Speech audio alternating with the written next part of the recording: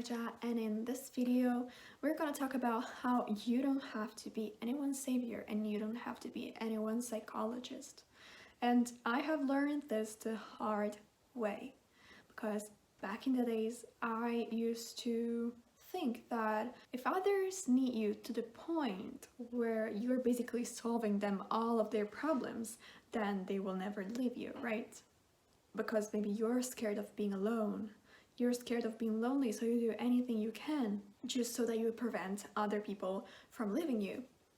Which honestly, I don't know, like from the perspective which I have now, I think it's scarier to me being surrounded by people that you constantly need help out rather than being alone. I also fell into this trap where I wanted to be needed by others and I wanted to be important to others, so I would do anything in my power just to help them out. But in doing so, I completely neglected my own self. But there is always a limit. In this case, like I was so fed up at one point because I realized that helping others but neglecting my own self made me really feel awful. Every attention I was giving it to others and not to my own self. So I always felt off and I always felt that something was missing.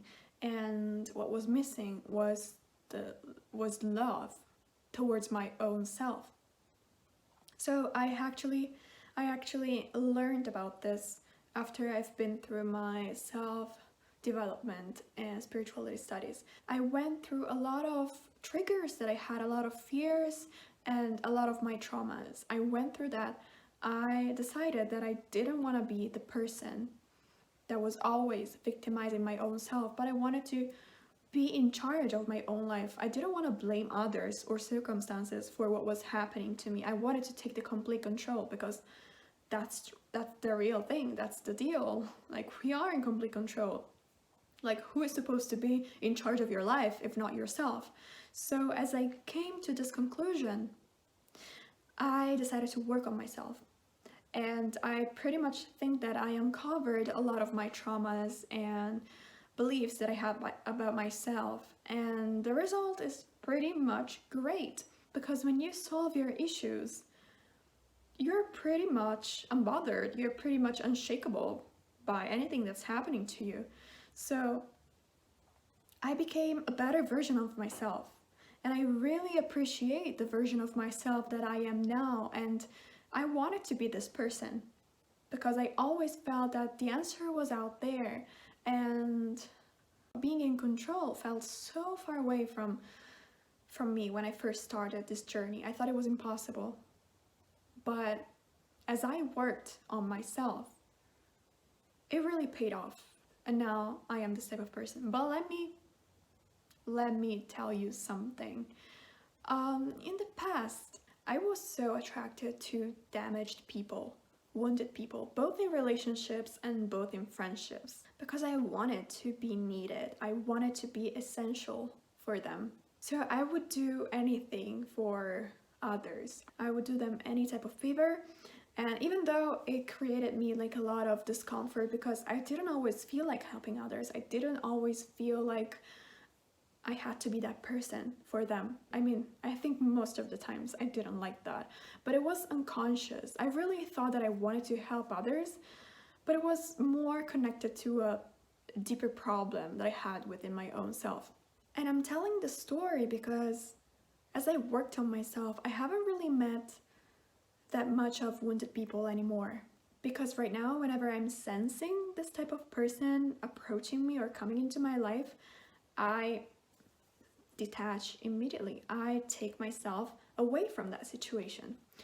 And recently I got tested though, because I remember somebody sneezed. I remember that I got back into the dating scene and I wanted to find somebody interesting.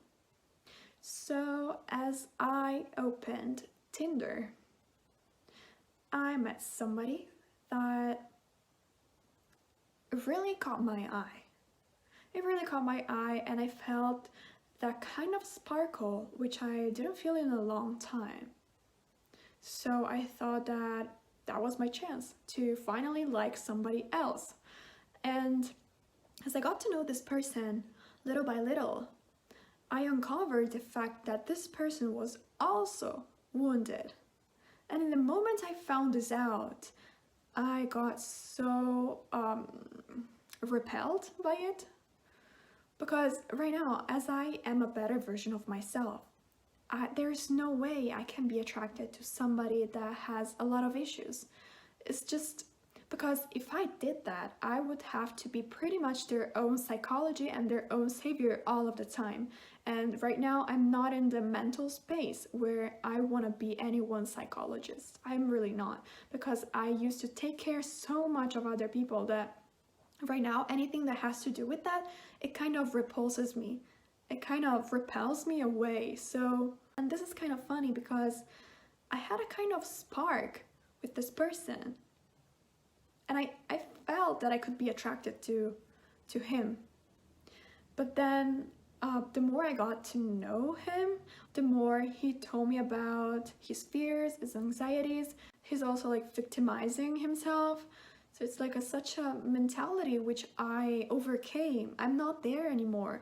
I cannot meet somebody else on that frequency. So in the moment, little by little, I uncovered the fact that he had a lot of issues that it's okay to have, but he needs to solve them by himself. I am not the one that is responsible for fixing others. And because I had to uncover my own problems and issues and solve them by myself. It's not that somebody is there for you telling you you need to fix this, this and this, because you only know your problems. You cannot demand for others to solve your problems. You can't. And you really need to have the willpower to do it and to want to get better and to want to become a better version of yourself. This was the driving force that helped me get aware of my own problems and solve them to live a better life. This was a trigger for myself because I was so attracted to wounded people. So it's normal for me that now as I outgrew from that, it kind of repels me away. It's normal. And I think that this was a test for myself because I could have let myself fall for this guy, but I didn't. The moment I realized that if I dated this person, I would have become a psychologist and a savior, I immediately drew myself back because this is not what I want. I didn't do all this work on myself to fall again in the same pattern. Nope, I'm over it. So it really takes you awareness and willpower. If you feel that your energy is being given away to others, or you feel that what you're giving you're not receiving back, then just take a step back and ask yourself if that's what you really want. Because when I was living that type of situation, I remembered that I thought that was the only option, that I could only have people in my life if I was a sort of a savior, if I was always there for themselves without receiving anything in return.